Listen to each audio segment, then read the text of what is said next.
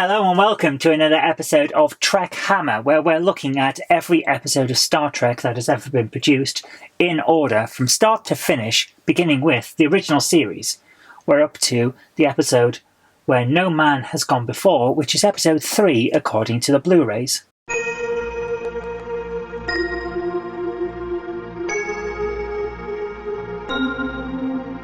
Now, of course, this is actually one of the pilot episodes. You can tell mostly because Mr. Spock still isn't unemotional. He shouts a lot when he's on the bridge. He's got this check the screen then kind of theatrical way of talking. And it's hilarious when you see that compared to what he became later on. But the main reason that you can tell this is the pilot is because they're still wearing the outfits from the cage. Now, we haven't covered the cage yet because that comes later on, but it's still the cage. So we've got a very interesting thing right from the start because they're wearing the kind of goldish uniform for command, but it's Captain Kirk and Mr. Spock wearing those uniforms. They have the command symbol on the delta, but the engineering department is in a kind of sandy brown with the sides division symbol on the delta, whereas the medical department, they're in blue and have the engineering symbol on their delta. They haven't got it all sorted out yet. So it's like watching an alternate universe version of Star Trek, but it's not. It's just they haven't settled on what their final style's going to be. So it is fun to see it that way. Here's the thing, though. Even though this isn't looking quite like Star Trek just yet, because it's one of the pilots, it does feel like Star Trek. This is one of those things where it's a sci-fi show, and it's all about strong space captains and strong space venturers going out and seeing what's out there. And what's out there is horror. This is a horror. And it's depicted so well. There are certain scenes. Gary Mitchell really, really steals the show on this one. There are scenes where, because he can't see through his lenses, he's looking down at people like, you're all like insects to me. And things like that. And the way he does it, he has this presence, and it just works so well. You can see him flitting between the Gary Mitchell that you see at the start, and then what he becomes at the end, all the way through the episode. Once he's hurt by going past the galactic barrier, which did come back in later episodes as well, which is quite nice. But once you go back past the galactic barrier, he gets all of this damage to his brain, which enhances his psychic powers, and he starts seeing himself as a god, but not always. Sometimes he's shocked at what he can do, and you see the original Gary Mitchell still in there, like a trapped person inside his own body, watching like, what on earth am I doing? And then all of a sudden his confidence comes back, and he's back out there being a bit of a git. So he's a compelling character. You see essentially you see what happens when an average Joe is given immense power and it corrupts them so quickly. But it's not just that. He essentially becomes a universal horror monster. There's a certain part where he has converted Dr. What's her name? Derner? I want to say Dharma, but it's not. It's Derner. Elizabeth Derner. Or something like that. I am terrible with names. I can't probably hear them, so I go by what I can hear. So he corrupts her.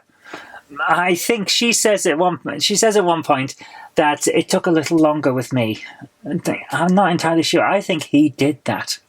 It's kind of suggested, or at least implied, by his actions in the episode, where he breaks the force field that's keeping him into this little cell, walks out, brushes a bit of hair off her head in a very unhuman-like manner. He holds his hand up like this, and it's all the way there, and then he just brushes the hair off her, and then his hand goes behind and he leads her away. And the way he moves is like Dracula from the Universal Horrors. The way he corrupts Mina Harker or corrupts Lucy and then leads her to her doom. That's what I was seeing in that. It's so well done. There is so much in terms of horror in this, and they've really gone to town to get that feeling. but it's still sci-fi. And it's still the brave captain trying to rescue the damsel in distress and try and bring back his friend from the brink of having to leave him behind or having to kill him. It's so well done. You really feel for the guys. And then right at the end, when he's doing his report, there's pure Captain Kirk. I'd like to report that they were brave to the end. And Mrs. Spock looks over, that's not what happened. And Kirk just says, but that's what I want the record to say.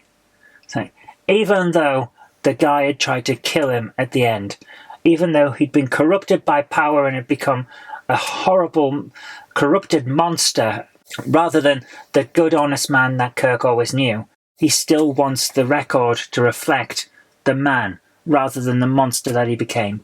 I love that. That was so well done. So I can see why this became the pilot that sold the show, essentially. The cage was apparently too cerebral. So don't necessarily dumb it down, but put a bit more action in so that the people who aren't really engaging with it on their highest cerebral level can still enjoy it. It's literally something for everyone. It's still got the high plot, but it's got more of the action to draw you in. And draw in the average guy who's come home from work and he's tired and he doesn't really want to have to think about TV. He just wants to look at something fun. Get that guy involved as well. And then maybe when he's not as tired, he'll watch it again. Or, well, probably not, but you know. He'll watch it again and then see it for the other side. That kind of thing. So you can enjoy it on multiple levels. And I love that about Star Trek. And I love that about this episode. It's a really good episode. And it's one of the first ones on the DVD. So you've been sucked in by those other two. And then this one's like, okay, I like those two. This one, yes, I want to see more. So what warp factor would I give this pilot? It's got to be warp factor 9.5, please, Mr. Sulu. Let's go. Yeah, it's that good. Not perfect.